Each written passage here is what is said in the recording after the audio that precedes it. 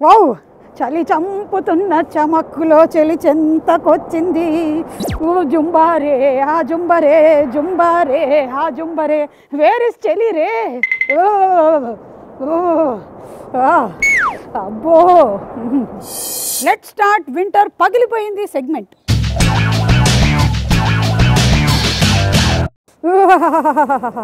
అబ్బో, ఆ రామ్దేవ్ బాబా ఎలా ఉన్నారో ఏమిటో, అసలే చొక్కా లేకుండా యోగా చేస్తూ ఉంటారు.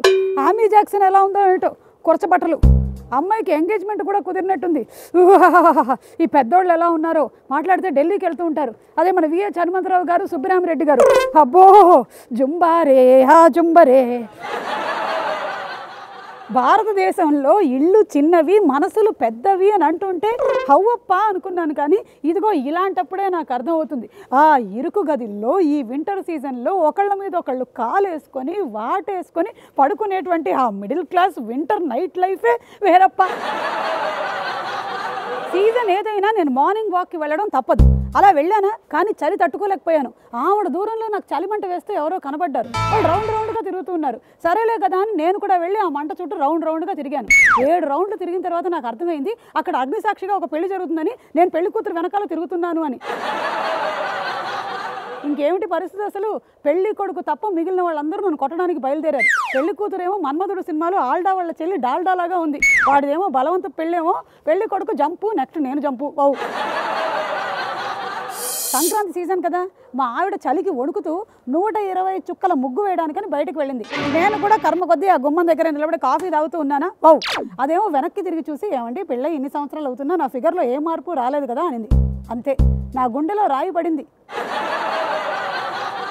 100 గ్రాముల చొప్పున వారానికి పెరుగుతున్నావు కదా అని మనసులో అనుకొని, ఎందుకు అలా అన్నావు అని చాలా డిగ్నిఫైడ్గా అడిగాను. దానికి అంటుంది, వావ్ ఏమండి, ఇన్ని సంవత్సరాల నుంచి నేను ఈ చలికి తట్టుకోవడానికి దీన్నే కదండి వాడుతున్నాను అనింది.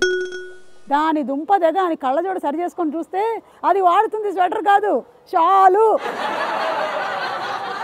ఇంకా నయం, సెంట్రల్ గవర్నమెంట్ ఈ చలిని కూడా వాడుకోవడం లేదు. మనిషికి ఒక దుప్పటే ఉండాలి, రెండో దుప్పటి ఉంటే GST అప్లై అవుతుంది, ప్రతి దుప్పటికి QR కోడ్ ఉండాలి, ఆ కోడ్ని మనం ఆధార్ కార్డుకి లింక్ చేయాలి. లాంటివి పెట్టలేదు, చచ్చూరుకునే వాళ్ళం మనం. మా ఇంటి పక్కన 9 ఏళ్ళు ఒక స్మార్ట్ బుడ్డోడు ఉంటాడు. వాడు అన్ని స్మార్ట్ పనులే చేస్తూ ఉంటాడు. ఆఖరికి మన మార్కెట్లోకి వచ్చినటువంటి స్మార్ట్ పాలు కూడా తాగడం మొదలుపెట్టాడు. అయితే నేను ఒక రోజు నించొని ఉంటే చలికి వణుకుతూ చేతులు రుద్దుకుంటూ తలేసి గోడకు కొట్టుకుంటూ ఉంటే వీడొచ్చి అంటాడు, uncle uncle this winter is very cold you know అన్నాడు. అవునరా బుడ్డోడా అన్నాను. What should we do to shut it down, ఏ బటన్ నొక్కాలి అని అడిగాడు. అవ్వా, అసలు బటనే కనుక ఉంటుంటే నేను ఎప్పుడో నొక్కేవాడిని కదరా అనుకొని, వీళ్ళంతా బటన్ల ప్రపంచంలో బతుకుతున్నారని రియలైజ్ అయ్యి, అలాంటి ఒక బటన్ ఉంటే బాగుంటుంది అనుకొని ఊరుకున్నాను. వావ్, ఈ చలికి తట్టుకోలేక బొగ్గు కుంపటి పెట్టుకుందాం రూమ్లో అన్న ఆలోచన వచ్చింది.